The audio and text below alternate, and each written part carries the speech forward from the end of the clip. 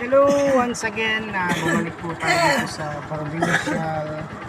Provincial ng Region 5, Camarines Sur. So, check up ulit tayo and some laboratories. Kaya yan, ito po tayo ngayon at travel ko kayo dito sa Health Provincial ng Camarines Sur. So, kita po natin malawak po yung lote, pero wala pa pong mga parking lot na. At ang semento po ay wala pa sa daan.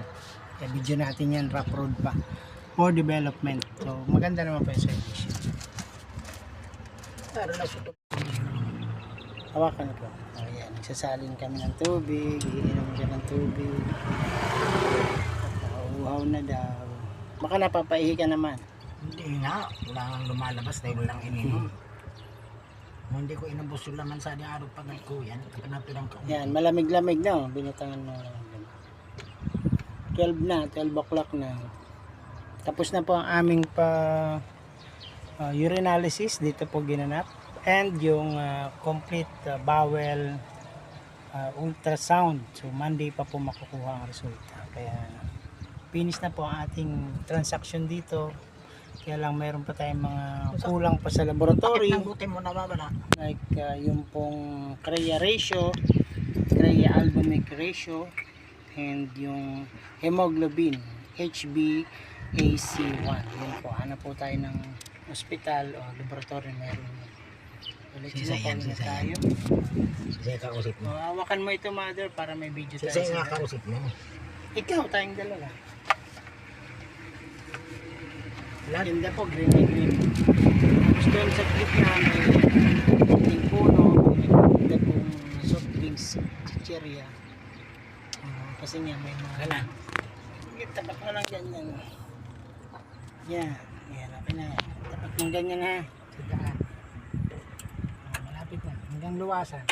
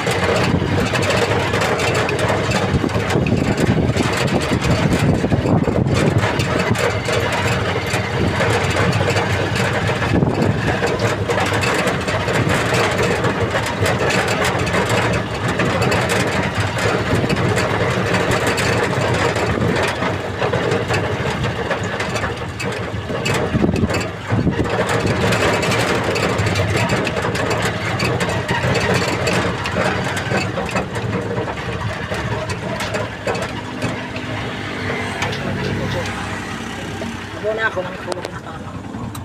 Ito po yung gate. Ito po yung highway. may mga dumadaang bus. Tabi po siya ng Bella Bella. So, katabi po siya. Bella Bella at yung gasoline station. So, pauwi na po tayo. And good luck, Godspeed. Hello! Hello, good morning! Tayo po'y maghahanap ng puno ng banaba. Dahon ng banaba po ay napaka-healthy. Marami pong nagagamot ito. Sinasama po itong banaba sa mga pito-pito, yung panggamot na pito-pito. Nakakalunas po sa mga sakit po sa baga, sa kidney, sa hika, sa puso, sa diabetic, sa sugar, sa mga bato, bladder. Ito po yung puno ng banaba. Okay? And malalaki po yung kanyang dahon. Dito po lalagayin nyo lang po ito, gawin yung tsaka. Ay napakahusay po sa kalusugan, lalo na po yung may mga edad, may mga sakit sa hika. Marami pong health benefits. Number 1 ang banaba. And makita nyo po, ganito po ang puno niya. Magaganda po yung kanyang flowers. Violet na violet po. At dito po ito sa along highway ng Camarines Sur. So may Agdangan, Baaw. Ang lalapad po ng dahon niya and magaganda po yung kanyang puno. Matigas po yung kanyang kahoy. Matigas ng kahoy. Yan. Yung iba, marami pong kumukuha niyan, yung balat. Ginagawa rin pong tsaa. Babalatan po, pinakayod.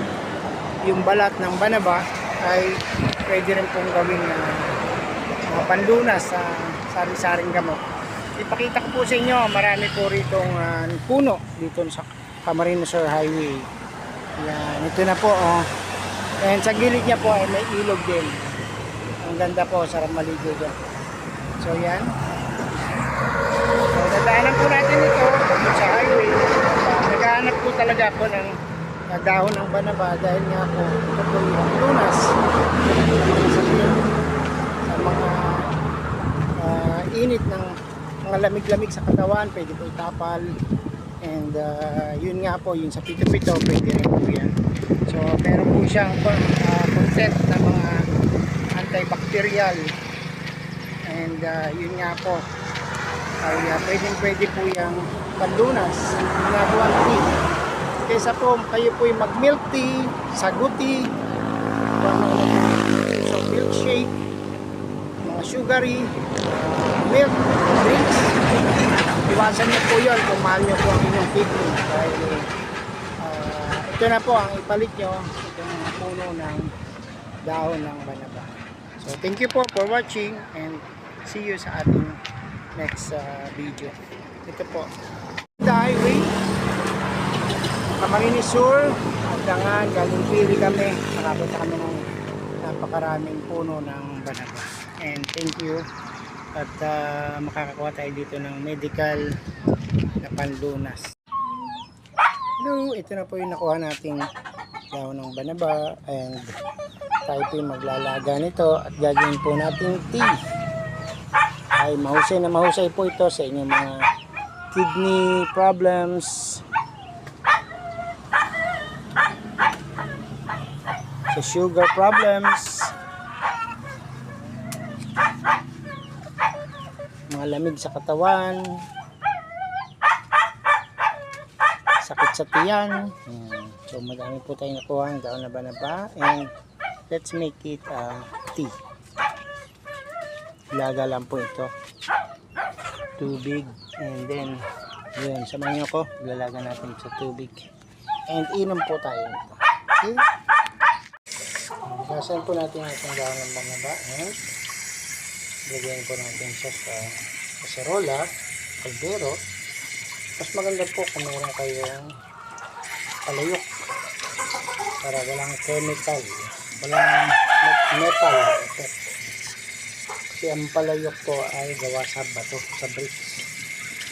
Ito naman pong kaldero ay gawa sa metal. So meron possible effect, no? Siyempre metal.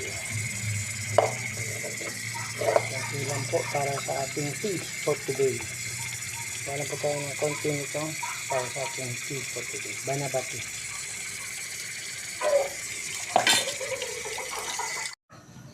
Banaba tea. Isa lang na po natin sa apoy. Yan. Okay. And later ay gawin na natin itong tea. Habang mainit-init pa inumin. Kung meron po kayong malunggay, yan, at meron kayong bayabas, dahon, meron kayong avocado na dahon na mayaman po. Health benefits, lowering sugar, ang pandan, at yan, avocado, bayabas, at inyong malunggay, hugasan lang po, at pakuluin. Hugasan po. Wow. Sabay-sabay na po natin hugas. Dali lang po yan. Kunti naman po siya masyadong malikabok. Umulan po kagabi. Wala po masyadong alikabok. And then, pag nahugasan na po natin, ay tapon po yung pinaghugasan. Then, sama na po natin yung ating banaba leaves. Yan. Okay. Yan po. Sama na po natin yung banaba leaves. Sabay-sabay na po natin yan. At yan po yung ating magiging herbal tea. Isama po natin. Pwede pong may mga kasama po ang banaba na maging herbal tea. Lagyan po natin siya ng tubig. Meron po ngayon tayong herbal tea from banaba. Homemade. Malunggay, bayabas, pandan, and avocado. Yan. Amoy ko na po yung pandan. Nakabagay. Okay na po yan. Makakakuha na po tayo ng 1 liter ng ating herbal tea na originally from banaba na napaka-healthy. Avocado and malunggay, ating bayabas na meron pong antibacterial na content, and yung pong ating pandan. So pakulat po natin yan. Patayin isang kulo 3 minutes ay pwede nang patayin, and magkaroon na po tayo ng combination herbal tea. Thank you for watching. Inom po tayo nito. Gamot din po yan po sa mga plema na hindi natatanggal, may sakit ng ulo na hindi natin alam kung saan nanggagaling, yung mga sakit sa kasukasuan. Yan po ang pwede nyo pong ipanggamot. And pwede rin po ito sa mga may mataas na blood sugar level, sa may mga kidney stone, gallstone. Marami rin po ito talagang nakakapagaling ng sakit. Pwede po nyo itong maging herbal tea pang araw-araw. Thank you for watching. Yan, nagbo-boil na po ang ating compounding ating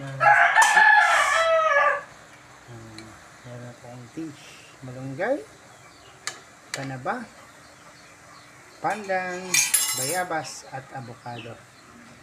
Very healthy. 3 minutes po ulo. Okay na po yan. Patayin na po natin and ready to go. Meron po tayong gagawin natin herbal tea. Dami na, no? At